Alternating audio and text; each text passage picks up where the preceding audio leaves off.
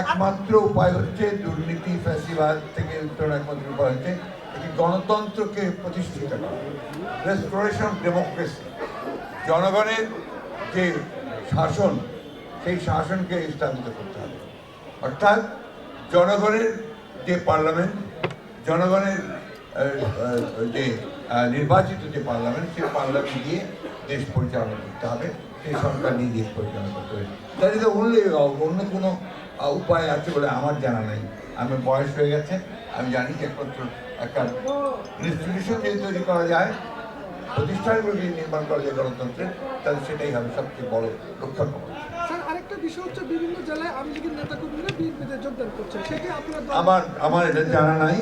আমি অন্তত এইটুকু বলতে পারি যে আমাদের এখানে খুব নির্দেশ দেওয়া আছে।